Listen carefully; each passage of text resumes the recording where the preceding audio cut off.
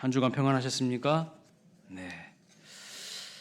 오늘 설교는 다시 누가복음 말씀으로 돌아와서 주기도문 강해 설교를 이어가겠습니다. 작년 12월에 우리가 주기도문 설교를 두 차례 했었고요. 오늘 이제 세 번째 시간입니다.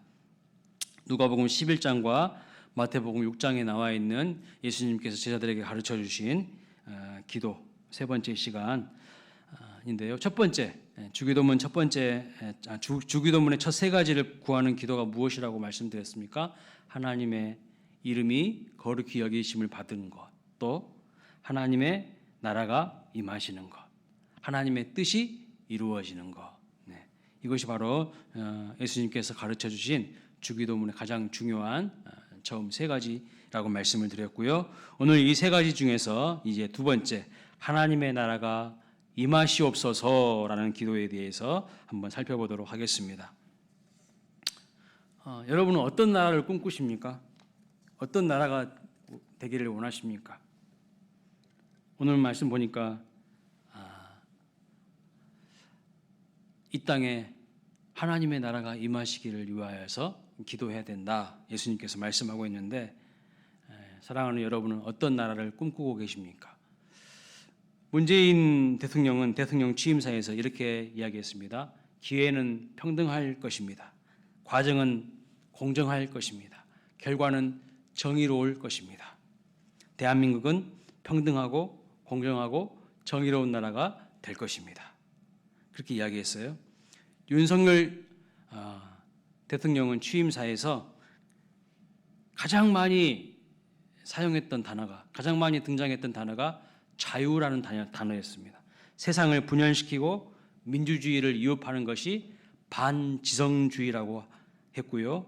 따라서 민주주의를 바로 세우기 위해서는 보편적 가치인 이 자유를 재발견하고 회복해야 된다고 강조했습니다. 자, 대통령들의 이 취임사를 들어보면 여러분 어떠신 것 같아요? 다 그럴싸합니다. 다 맞는 말 같아요. 아마 여기 앉아 계신 우리 모든 성도님들도 두 대통령이 하신 그런 나라가 되기를, 그런 나라가 우리나라가 되기를 소망하지 않겠습니까? 그런데 이런 나라에 대한 비전이 어떻게 이루어질까요? 이런 나라에 대한 비전이 어떻게 이루어질까요? 특정한 정치 세력이 정권을 잡으면 이 나라에 대한 비전이 이루어지는 것일까요? 예수님 당시에, 예수님이 이 땅에 오셨을 그 당시에도 이스라엘 사람들은요, 자기들의 나라를 로마로부터 해방시켜줄 정치적 메시아를 기대했습니다. 정치적 메시아. 그들의 모든 억압당하는 것, 차별당하는 것, 그것을 다 풀어주고 독립시켜줄 정치적 메시아를 기다렸어요. 새로운 나라를 기대했습니다. 그러니까 어떤 나라가 되느냐 하는 것은 그냥 우리의 삶과는 아무런 상관없는 문제가 아니라 우리의 삶과 우리의 현실과 매우 직결되어 있는 문제라는 것을 이야기하는 것이죠.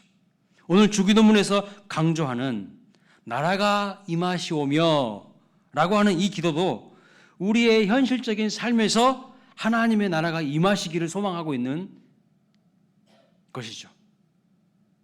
내 삶과 아무런 상관없이 하나님의 나라가 나와 상관없이 동떨어져 있는 것이 아니라 우리의 현실과 우리의 실제적인 삶 속에 하나님의 나라가 침투해 들어오시도록 간구하라는 것을 말씀하고 있어요.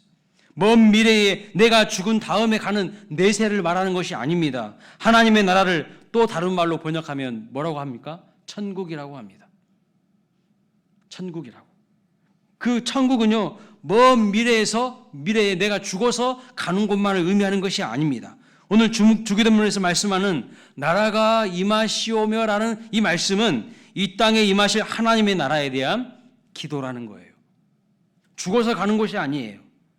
그렇다면 왜 예수님께서 제자들에게 기도를 가르쳐 주시면서 하나님의 나라가 이 땅에 임하시는 것을 위하여서 기도하라고 하셨을까요?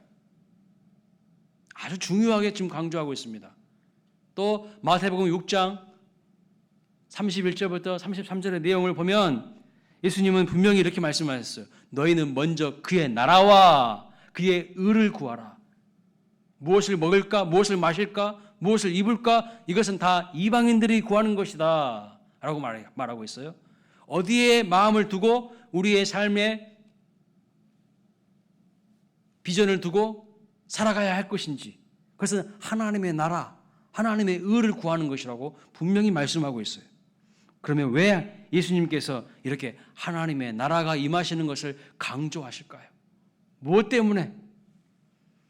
자, 하나님은요, 인간을 창조하시고 이 땅에 하나님의 나라를 건설하기를 원하셨습니다. 하나님의 꿈, 하나님의 비전이 무엇이라고요? 하나님의 나라를 이 땅에 건설하는 것이 하나님의 비전이에요. 하나님의 꿈이십니다. 인간은 다른 모든 동물들과 차이나게 만드셨어요. 왜요? 무엇 때문에요? 왜 하나님의 영상으로 창조하셨을까요? 다 하나님 나라를 건설하기 위하여서 인간을 하나님의 대리 통치자로 세우신 것을 볼 수가 있죠. 그리고 인간에게 이렇게 주님께서 명령하셨습니다. 창세기 1장 28절 같이 읽어볼까요? 하나님이 그들에게 복을 주시며 하나님이 그들에게 이르시되 생육하고 번성하며 땅에 충만하라. 땅을 정복하라. 바다의 물고기와 하늘의 새와 땅에 움직이는 모든 생물을 다스리라 하시니라. 하나님의 형상대로 인간을 창조하셨습니다. 하나님께서 인간에게 부여하신 사명이 무엇입니까? 하나님을 대신해서 하나님의 뜻대로 이 땅을 다스리게 하는 것. 그것이 바로 우리에게 부여하신 사명이라는 거예요. 이 땅이 하나님의 질서대로, 하나님이 원하시는 그 뜻대로 하나님의 나라로 아름답게 건설되기를 주님이 원하셨습니다. 그런데 인간이 사탄의 유혹을 받아서 범죄하고 타락하게 됩니다.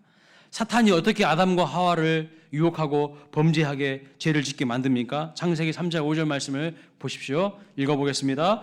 너희가 그것을 먹는 날에는 너희 눈이 밝아져 하나님과 같이 되어 선악을 알 줄 하나님이 아심이니라 그랬습니다.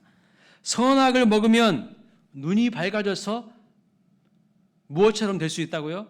하나님처럼, 하나님같이 될 수 있다고 지금 사탄이 유혹하고 있는 것을 볼 수 있어요. 하나님과 같이 될 수 있다는 말씀이 무슨 뜻입니까?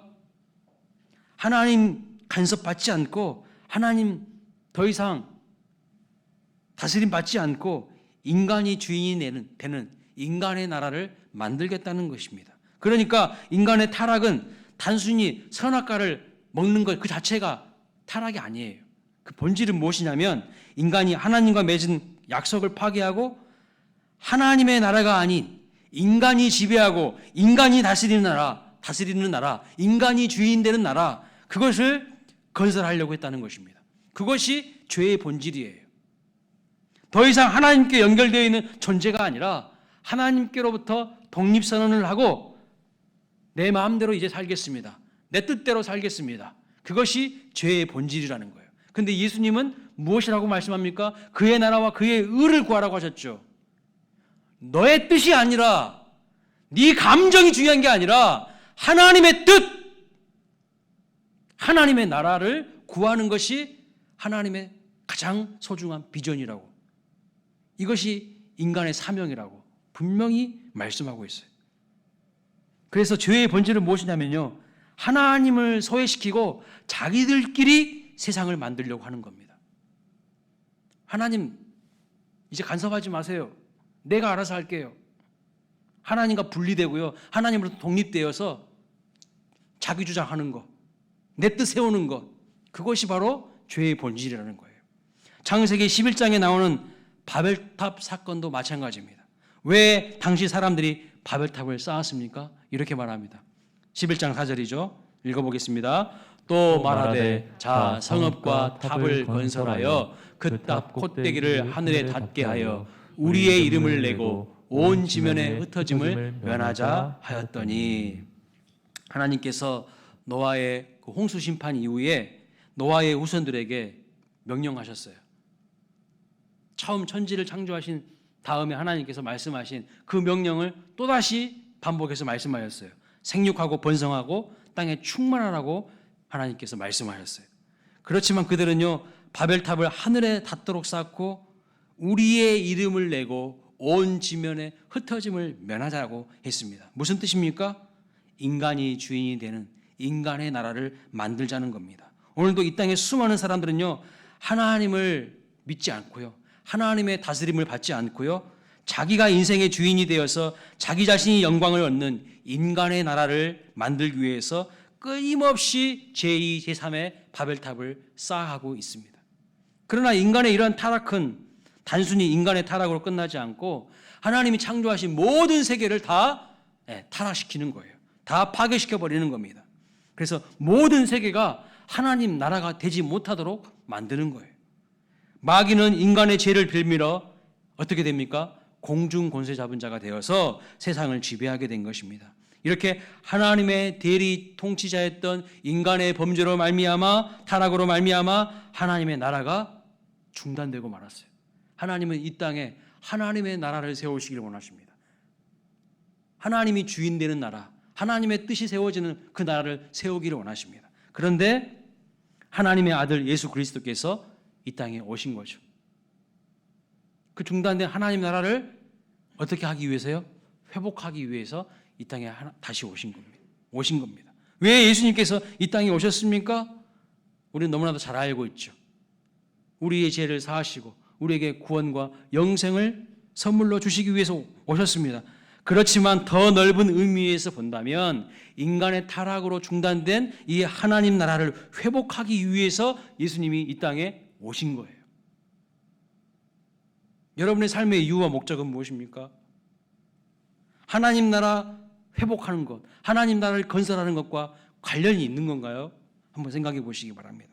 그래서 예수님이 공생애를 시작하시면서 마지막 3년 공생애를 시작하시면서 첫 번째 말씀하신 일성이 무엇입니까? 첫 번째 예수님께서 입을 열어서 하신 말씀이 무엇이냐면요, 마가복음 1장 15절에 이렇게 말씀하고 있어요. 때가 찼고 하나님의 나라가 가까이 왔으니 회개하고 복음을 믿으라 하시더라. 하나님의 나라가 가까이 왔다는 말씀을 가장 먼저 하신 거예요. 이 말씀의 뜻이 무엇일까요? 예수님이 이 땅에 오신 이유는 인간의 타락으로 말미암아 중단된 하나님의 나라를 회복하기 위해서 오셨다는 것입니다. 그래서 메시아가 오실 길을 예비하였던 세례 요한도 그의 메시지가 무엇이었습니까? 회개하라, 천국이 가까이 왔다라고 강조해서 이야기했던 것을 볼 수 있어요. 하나님의 뜻은요, 이 땅에 하나님 나라 회복하는 것, 하나님 나라를 완성하는 것, 그래서 예수님을 이 땅에 보내셨습니다. 자, 그러면 하나님의 나라가 구체적으로 어떤 나라를 의미하는 것일까요?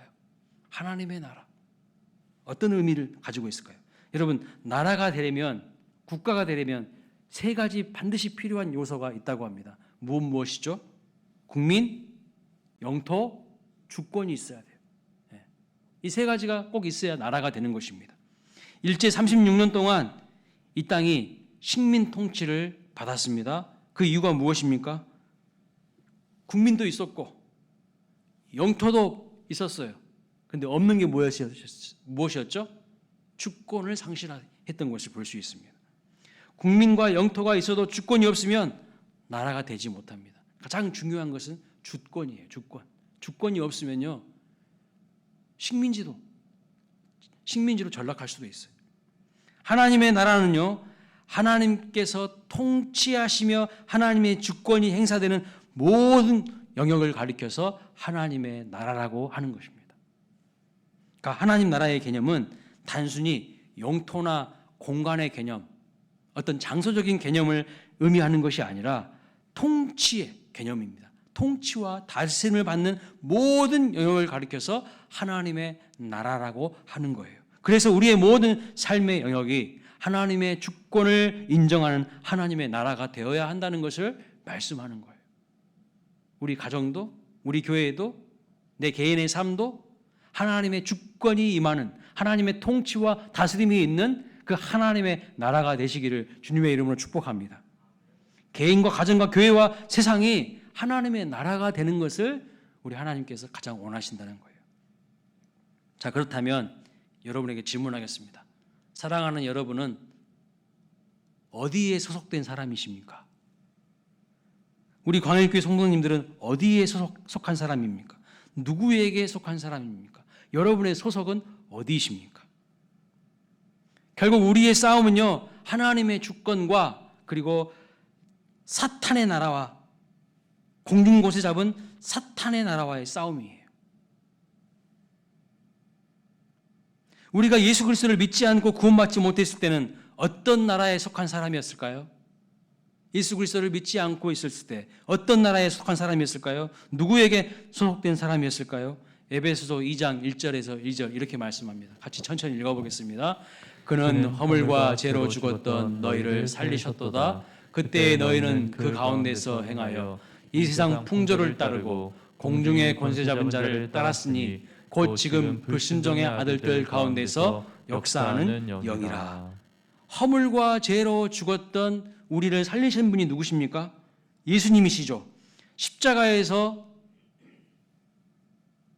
우리의 허물과 죄를 대신하여 죽으시고 우리를 살리셨습니다. 그런데 그 허물과 죄로 죽어 있었던 상태는 어떤 상태라고 말씀하고 있습니까? 세상에 속하여서 세상의 풍조를 따르고 공중 권세를 잡았던 마귀에게 종속되어 있던 삶이라고 말씀하고 있어요. 마귀를 따르던 삶이라고 분명히 말씀하고 있습니다. 다시 말하면 마귀의 통치와 마귀의 다스림을 받았던 상태였다는 거예요. 그리스도 예수로 인하여서 변화되고 거듭나기 이전에 우리의 소속과 우리의 신분과 우리의 모습은 하나님 나라에 속한 사람이 아니라 사탄의 나라에 속해 있었다는 것입니다. 하나님께 순종하기는커녕 하나님의 말씀에 반기를 들고 불순종하는 악한 영을 따라 살았던 영적으로 죽은 인생들이었다고 에베소서 2장 1절부터 2절 말씀에 분명하게 기록하고 있어요. 그러나 이제 우리가 예수 그리스도의 십자가와 부활을 믿고 하나님께 속하여 거듭난 인생이 되었고 우리의 소속이 완전히 달라지게 되었습니다. 믿으십니까? 하지만 여전히 사탄은요 계속해서 우리를 넘어지도록 미혹하고 유혹하고 흔들어대는 겁니다. 그래서 우리는 이 세상의 공중곳에 잡은 악한 사탄의 세력과의 끊임없는 영적 전쟁 가운데 있는 거예요. 영적인 싸움 가운데 계속 있는 거예요. 어떻게 해서든지 여러분이 하나님을 배신하고요 마귀 편에 서서 하나님께 반기를 들고 하나님의 말씀에 불순종하도록 세상에 그냥 푹 빠져 살도록 계속해서 마귀는요 유혹하고 미혹합니다. 그래서 우리의 싸움은 누구를 대상으로 싸워야 하는 것일까요? 에베소서 6장 12절 말씀 보십시오. 이렇게 말합니다. 우리의 씨름은 어둠의 세상 주관자들과 하늘에 있는 악의 영들을 상대함이라 라고 말하고 있어요. 우리의 싸움은 우리끼리 서로 치고받고 감정 상하고 으르렁거리는 것이 아니라 우리의 싸움의 대상은요 이 세상의 어둠의 주관자들이라는 거예요. 악한 사탄의 세력들이라는 거예요. 우리 편끼리 싸우지 말고 분명한 적이 누구인지를 알아야 된다는 것입니다. 이 땅에서는 지금도 치열하게 싸움이 이루어지고 있어요. 하나님의 나라와 사탄의 나라가 계속해서 대립하고요. 지금 치열한 싸움 가운데 있다는 것을 알아야 됩니다. 내 마음의 중심이 하나님으로 충만한 것이 아니라 세상의 것으로 충만하도록 자꾸 우리를 넘어지게 하고 흔들어대고 미혹하게 한다는 거예요. 자, 예수님께서 하나님 나라를 어떻게 설명하고 있는지 계속해서 한번 살펴보겠습니다. 요한복음 18장 35절입니다. 요한복음 18장 35절 읽어볼까요? 빌라도가 대답하되 내가 유대인이냐 내 나라 사람과 대제사장들이 너를 내게 넘겼으니 내가 무엇을 하였느냐. 지금 빌라도가요 예수님에게 조롱하면서 하는 이야기입니다. 질문을 하고 있어요. 빌라도가 이야기합니다. 너를 따르던 사람들 다 도망갔어. 이제 너 끝장난 거야. 네가 뭐 할 수 있겠느냐? 이 세상의 정치라는 것은 결국 세력인데 아무도 너를 따르는 사람 없어. 너에게 남아있는 것은 아무것도 없는데 네가 무슨 나라를 세울 수 있겠느냐? 이렇게 지금 조롱하고 있는 거예요. 누가요? 빌라도가 예수님을요. 그래서 예수님께서 이렇게 대답하십니다. 다음 절 36절입니다. 같이 읽어볼까요? 예수께서 대답하시되 내 나라는 이 세상에 속한 것이 아니니라. 만일 내 나라가 이 세상에 속한 것이었더라면 내 종들이 싸워 나로 유대인들에게 넘겨지지 않게 하였으리라. 이제 내 나라는 여기에 속한 것이 아니라. 무슨 말씀일까요? 예수님의 답변이 무엇입니까? 예수님의 나라는 이 땅에 속한 것이 아니라는 말씀입니다. 이 세상에 속한 나라가 아니라는 것이죠. 또 한 구절 보겠습니다. 마태복음 10장 34절입니다. 마태복음 10장 34절 시작. 내가 세상에 화평을 주러 온 줄로 생각하지 말라. 화평이 아니요 검을 주러 왔노라. 여러분 무슨 의미일까요? 이 말씀은? 이 말씀은요, 하나님의 나라는 이 세상과 철저히 구분되어 있다는 겁니다. 세상의 타락한 문화 속에 살아갈 때 그래서 성도는 불편해야 되는 거예요. 이 땅에서 우리는요, 분명히 악한 영의 세력들과 싸움을 해야 되는 거예요. 검을 주러 오셨대요. 검을. 타락한 세상 속에서 살아가는 것이 마냥 편하기만 하다면 그 사람은 지금 뭔가 문제가 있는 사람이에요. 뭔가 좀 불편해야 돼요. 세상의 타락한 문화 속에서 살아가는 것이 마냥 편하다, 마냥 좋다, 마냥 즐긴다, 문제가 있어요. 세상에서 살아가는 것이요, 물 만난 고기처럼 되면 안 된다는 겁니다. 빌립보서 3장에 보시면 우리의 시민권은 어디에 있다고 말씀하고 있습니까? 이 땅이 아니라 저 하늘에 있다고 분명히 말씀하고 있어요. 이 세상이 아니기 때문에 우리는 이 세상에서 공중권세 잡은 악한 사탄의 세력들과 끊임없는 영적 전쟁 가운데 있다는 것입니다. 그 싸움에서 승리하기 위해서 그러면 어떻게 해야 될까요? 우리의 소속과 우리의 신분은 사탄의 나라가 아니고 이 세상이 아니라 하나님의 나라에 속한 사람이고 나는 하늘의 시민권을 가지고 있는 사람이기 때문에 이 악한 세력들과의 영적 전쟁에서 승리하기 위해서는 어떻게 해야 될까요? 에베소 6장의 말씀대로 그 싸움에서 승리하기 위해서는 성령의 전신갑주를 입어야 된다고 말씀하고 있어요. 여러분, 전신갑주 무슨 용어입니까? 이게 군사 용어예요. 군인이 되라고 말씀하고 있는 거예요. 하나님 나라의 군인이 바로 우리의 모습이 돼야 된다고 말씀하고 있어요. 하나님 오늘 우리에게요, 세상에서 안일하게 편안하게 안락을 누리면서 살아가는 삶으로 우리를 초대하신 것이 절대 아닙니다. 이 땅에서 여기가 좋사오니 집 짓고 화려하게 살다가 그렇게 인생 보내는 것, 그거 하나님 우리에게 주신 꿈 비전 아니라고 하는 거예요. 베드로도요, 변화산에서 예수님이 여기가 좋사오니 여기서 그냥 초막 셋을 짓고 살면 좋겠습니다. 예수님이 그렇게 하라고 하셨나요? 절대 아니에요. 산 아래로 내려가야 된다고 말씀하고 있어요. 우리의 현실 속으로 들어가라고 말씀하고 있어요. 거기서 치열하게 영적인 싸움을 싸우면서 하나님 나라를 세워가는 것, 그것이 바로 우리의 사명이라고 말하고 있는 것입니다.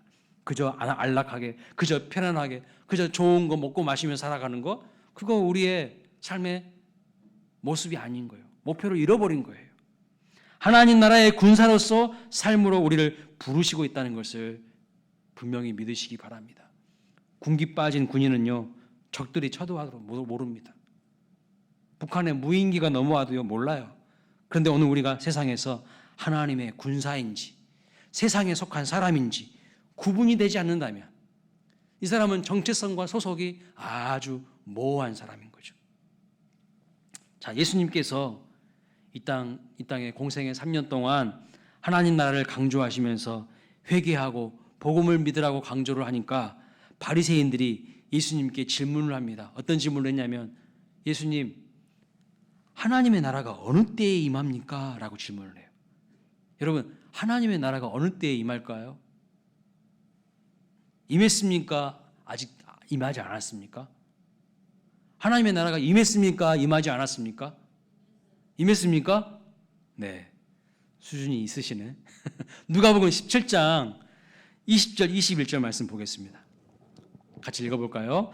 바리새인들이 하나님의 나라가 어느 때에 임하니까 묻거늘 예수께서 대답하여 이르시되 하나님의 나라는 볼 수 있게 임하는 것이 아니요 또 여기 있다 저기 있다고도 못하리니 하나님의 나라는 너희 안에 있느니라. 자, 여기 말씀을 보시면 하나님의 나라가 어디에 있다고 말씀하고 있어요? 너희 안에 있대요. 이게 무슨 말씀일까요? 너희 안에 있다는 말이 무슨 말씀입니까? 이 말씀을 잘못 해석하면요, 내 마음 안에 있다 이렇게 해석이 돼요. 잘못 해석하면 in your heart, 너의 마음 안에 이렇게 해석하면 심각해지는 거예요, 이 문제가. 왜냐하면 누가 이걸 질문하고 있어요? 바리새인들이 질문하고 있어요. 바리새인들이 하나님의 나라가 어느 때에 임합니까? 이렇게 질문하고 있잖아요. 근데 예수님의 답변이 뭐예요? 하나님의 나라는 너희 안에 있다 이렇게 했으니까요. 그러면 바리새인 안에 있다는 뜻이잖아요. 바리새인 마음 안에 있다는 뜻으로 해석하면요, 문제가 심각해져요. 왜요? 바리새인들은 예수님 안 믿는 사람이거든.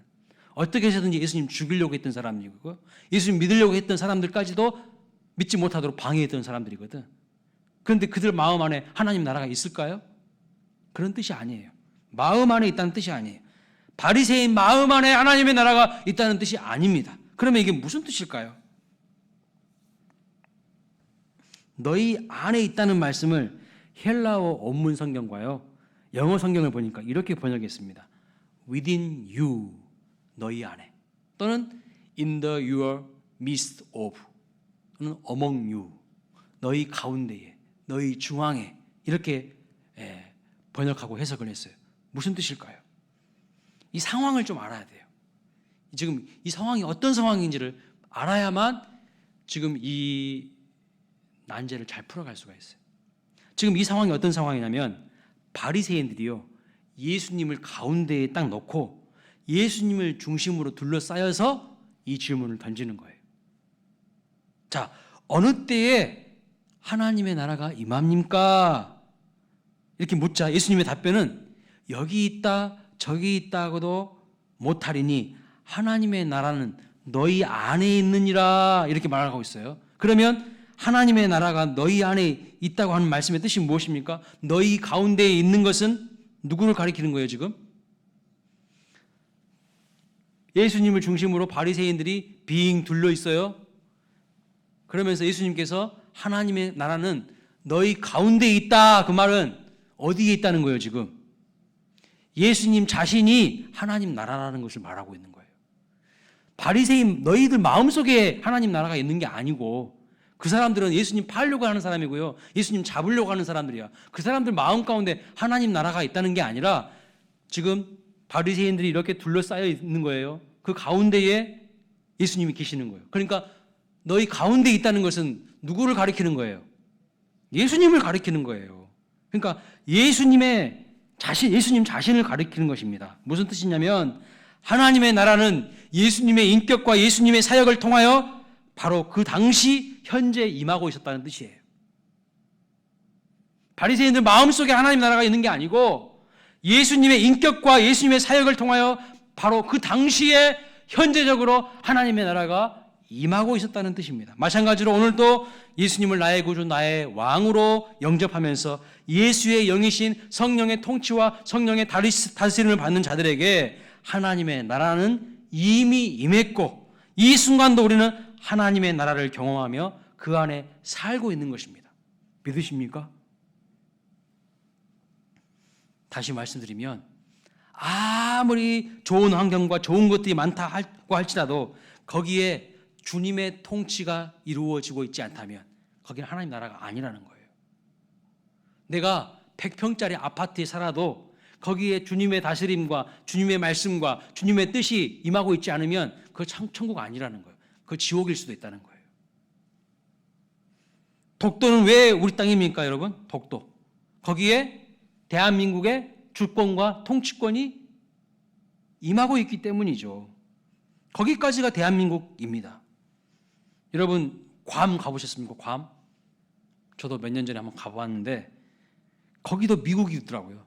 미국 본토에서요, 한참 떨어져 있습니다. 미국 본토에서 한참 떨어져 있어. 그런데 거기도 미국인 이유가 뭐예요? 미국의 주권과 미국의 통치권이 임하고 있기 때문에 거기도 미국인 거예요. 하나님의 나라는 어디에 있는 것입니까? 내 삶 속에 지금 임하고 있는 거예요. 왜요? 하나님의 통치와 주권이 내 삶 속에 미치고 있기 때문에. 자, 신학자들은요, 하나님의 나라에 대해서 설명하기를 이렇게 말씀합니다. 이미 하나님의 나라는 예수님이 이 땅에 오심으로 시작이 되었다. 그러나 아직 하나님의 나라가 완성된 것은 아니다. 그래서 우리는 이미와 아직 사이에 살고 있다는 거예요. 이미 예수님이 이 땅에 오심으로 말미암아 하나님 나라가 시작되었어요. 그러나 언제 완성되는 거예요? 주님이 다시 오실, 우리를 모든 것을 선악간에 심판하실 다시 오실 그날에, 재림하실 그날에 하나님의 나라가 완성되는 것이기 때문에 우리는 이미와 아직 사이를 살아가고 있어요. 아직 완성된 거 아니에요. 그런데 이 이미와 아직 사이에 어떤 문제가 있을까요? 끊임없는 영적 전쟁이 있다는 거예요. 마귀는요, 계속해서 우리가 하나님의 사람답게 살지 못하도록 유혹하고 미혹하여서 넘어지게 한다는 거예요. 치열한 영적 전쟁을 하면서 우리는 하나님 나라의 백성으로서 끝까지 표대를 향해 달려가야 되는 것이지, 이미 다 완성됐어, 이미 배부른 사람들처럼 그렇게 살아서는 절대 안 된다는 거예요. 그래서 사도 바울이 성경을 보면 많은 사람들의 문제를 지적하면서 이미 배가 불러 있다고 이야기를 합니다. 이미 너희들은 배가 불러 있다고. 아직 하나님 나라가 완성된 것도 아니고 아직 구원이 완성된 것도 아닌데 왜 너희들은 마치 따놓은 당상처럼 배부른 사람처럼 그렇게 살아가고 있느냐, 문제를 지적하는 것을 볼 수가 있어요. 자, 마지막으로 예수님은 우리에게 하나님의 나라가 이 땅에 임하시길 위해서 기도하라고 하셨는데, 하나님의 나라가 이 땅에 임하도록 하는 방법이 그러면 무엇일까요? 하나님의 나라가 이 땅에 임하도록 하는 방법, 이것이 가장 하나님의 큰 뜻이고 비전이고 또 우리에게 주신 사명인데, 어떻게 하면 그러면 하나님의 나라가 임하게 되는 것일까요? 이 질문에 대한 답을 말씀드리기 전에 이런 말씀을 드리고 싶어요. 정말 하나님의 나라가 이 땅에 임하는 것을 소망하십니까? 정말 하나님의 나라가 임하기를 원하십니까? 정말 원하신다면 어떻게 하면 하나님의 나라가 내 삶에, 내 가정에, 우리 교회에, 이 땅 구석구석에 임하실까요? 이 말씀은 다시 말씀드리면 이런 뜻이죠. 이 땅에 어떻게 하면 모든 삶의 영역 가운데에 하나님의 통치와 다스림 가운데 들어갈까? 이 모든 땅이, 이 모든 영역이 하나님의 통치와 다스림 가운데 들어갈까? 그 질문이거든요. 하나님의 나라가 이 땅에 임하시옵소서라는 기도의 의미가 무엇인지를 제대로 먼저 알아야 한다는 것이죠. 그 말씀은 나를 통치하고 나를 다스려 주시옵소서라는 그런 의미입니다.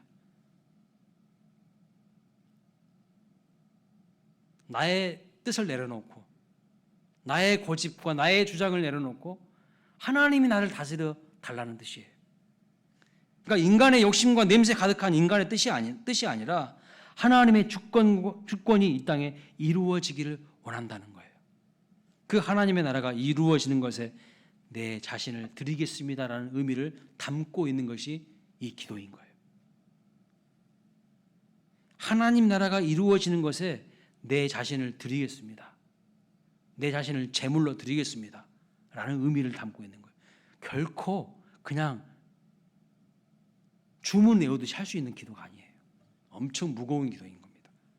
일제시대 독립운동을 하시던 분들이 일제 식민지에서 해방되어서 대한민국으로 거듭나기를 원할 때 어떻게 했습니까? 자기 목숨을요 제물처럼 드렸어요. 우리나라 해방되기를 원해, 독립되기를 원해. 말만 그렇게 했나요? 아니요. 진짜 독립되기를 원하고 해방되기를 원하는 사람은 어떻게 했어요? 자기 몸을 드렸다니까요. 헌신했어요. 제물로 드렸어요. 그분들의 고귀한 헌신과 희생이 있었습니다. 마찬가지로 우리가 이 세상을 살면서 공중곳에 잡은 악한 사단의 영향 아래에서 해방되고 진정 하나님의 나라가 내 삶에 임하고 이 땅에 이루어지길 원한다면 철저한 독립투사와 같은 정신으로 살아야 한다는 거예요. 하나님 나라 건설이 회복되는 것에 내 삶을 드릴 수 있는 삶이 돼야 된다는 것을 말하고 있는 거예요. 그냥 나라가 임하시옵소서 주문 외우는 게 아니에요. 그러니까 이 기도가 결코 쉬운 기도가 아니라는 거예요. 여러분을 드려야 된다는 거예요. 여러분, 교회가 뭐 하는 곳인 것 같습니까? 교회는 무엇 하는 것 같습니까? 우리가 한가하게 시간 여유 있어가지고 여기 모인 것 아닙니다. 하나님의 나라가 이 땅에 이루어지도록 사명을 부여받은 하나님 나라의 최전방 부대가 교회예요. 하나님 나라의 최전방 부대예요. 이 땅에 수많은 죽어가는 영혼들을 건져내기 위해서 하나님 나라를 건설하고 그래서 하나님 나라를 회복하기 위한 하나님 나라의 최전방 부대가 교회인 거예요. 그냥 시간 많은 사람들이 여유 있으니까 와서 히덕거리는 장소가 절대 아니라는 거예요.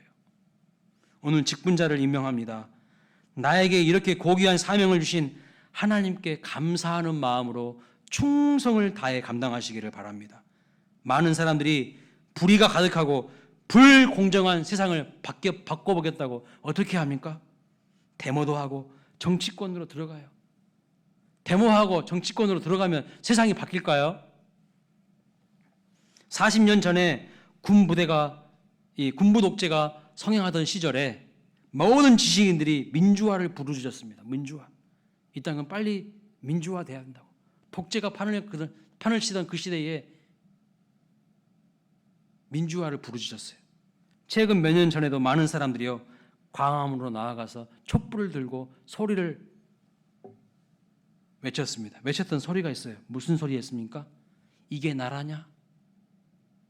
이게 나라냐? 저도 광화문에 가봤습니다. 그때 아주 그냥 발 디딜 틈이 없더라고요. 죽을 뻔했어요.